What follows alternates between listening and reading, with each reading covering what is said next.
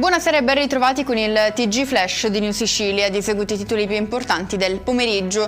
In apertura il tavolo tecnico di oggi sull'avvertenza Pfizer al Mimit, alla presenza del ministro Urso insieme ai vertici della multinazionale farmaceutica, le istituzioni locali e le organizzazioni sindacali. Gli obiettivi restano l'approfondire la situazione dello stabilimento di Catania, valutarne le prospettive industriali e occupazionali e individuare ogni possibile soluzione per tutelare i lavoratori e il tessuto produttivo del territorio.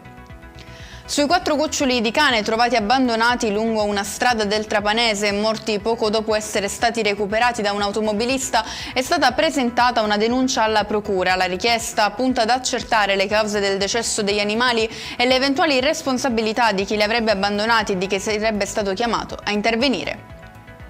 Un vasto incendio è divampato nel pomeriggio di oggi lungo l'autostrada A19 Palermo-Catania nei pressi dello svincolo di Resuttano.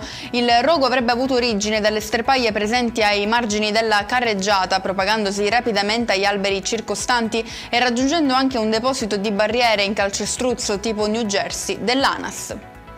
E passiamo al caldo, ancora una giornata infernale in Sicilia con temperature che hanno sfiorato i 47 gradi in diverse aree dell'isola. Secondo i dati SIAS, la temperatura più elevata registrata oggi è stata quella della centralina di Noto, in provincia di Siracusa, dove il termometro ha raggiunto i 46,5 gradi.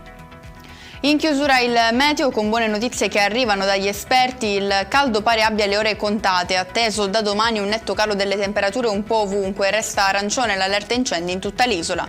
E con questo è tutto, prossimo appuntamento domani alle 13:30. Grazie per averci seguito, buon proseguimento di serata.